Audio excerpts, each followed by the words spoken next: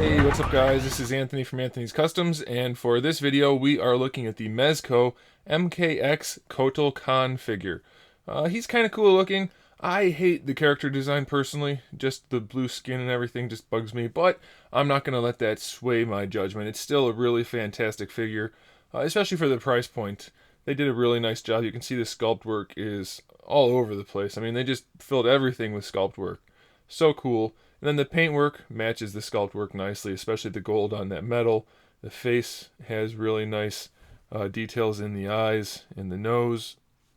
Very cool looking. The belt is well done. Pretty much every part of this guy is just loaded with really nice detail.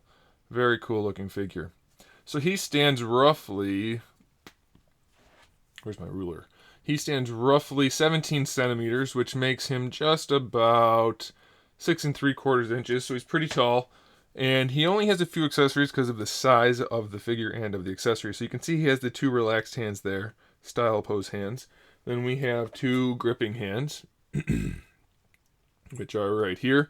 We don't get fist hands with this guy, which is kind of strange. And we do get this thing, which I don't know the actual name of it. I know it's a real weapon. I called it the Fan Blade of Doom, I think, in my unboxing video. But it's very nicely detailed. You can see the paintwork and sculpt work. Just very, very well done all the way around. And we get a sword, like a, looks like a stone sword, which is also really well detailed. So that's it for the accessories, but the figure's still really cool, and I think one of the coolest things about him is the way they use the molded plastic and the paintwork on the skin to give it that sort of very tiny, very fine texturing throughout the entire thing. Not those ridges, not the, I guess those are probably the, like scars, but not those things. I'm talking about the finer, kind of like white looking detail throughout. That's really well done, really cool looking. So as far as the articulation goes, the excuse me, the head, it's pretty limited. It looks up and down a little bit, not too much though. It can lean side to side just the tiniest bit, and it can swivel. So mostly just a swivel. The hair is all soft, so that's not going to break or anything like that, so you don't have to worry about it. That's not hair, is it? Those look like feathers. Okay, so it's not hair. I don't know anything about the character other than what I assume is he's an Aztec deity of some sort for the story of the game. I don't know. Anyway, shoulder articulation, get the arms all the way out. It feels like they're limited by the joint itself and not the shoulder pad, so maybe it's both. It's probably a combination of both. But they're not going to go any higher because it's all one solid piece for the shoulder pad, so that's where they're going to go horizontal. They do have really nice swivel, but you do have to, again, take into account that shoulder pad. It actually feels like they're pegged in at an angle, so that's kind of interesting. But otherwise, pretty good.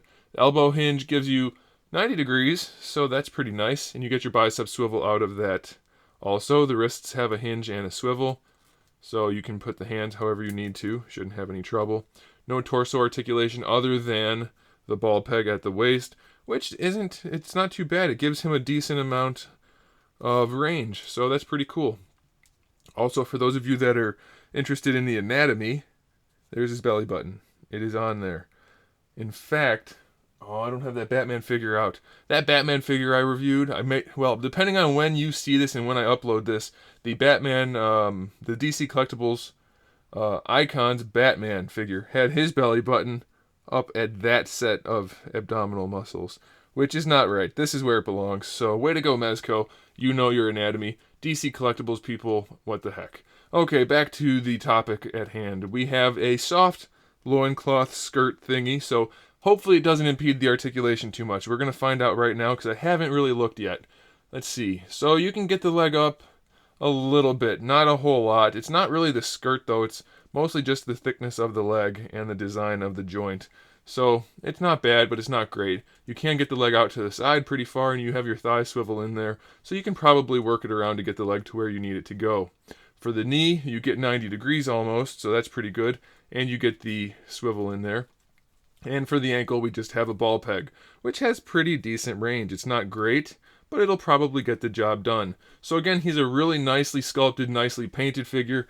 Absolutely fantastic looking. The details they got on here are just... It's really, really well done. Right now, for me, NECA and Mezco, are just killing it. Both companies are just putting out a lot of really high quality stuff. It's just it's incredible to me that this figure here cost the same price as this figure here. Yeah, so you guys can make whatever conclusions you want about that, but you know where I'm going. Alright, so that's it, guys. It's a really nice figure. I definitely recommend it. You know, I even kind of like the character design more after looking at the figure in detail. So, very, very nicely done. I definitely recommend it. Check out Big Bad Toy Store. They have them in stock right now. Can't say how long that's going to be, but check out the link in the description. You'll be able to see what other MK figures they have also. And make sure you subscribe to the channel so you can see my upcoming figure reviews, custom figures, and other good stuff. In the meantime, keep collecting.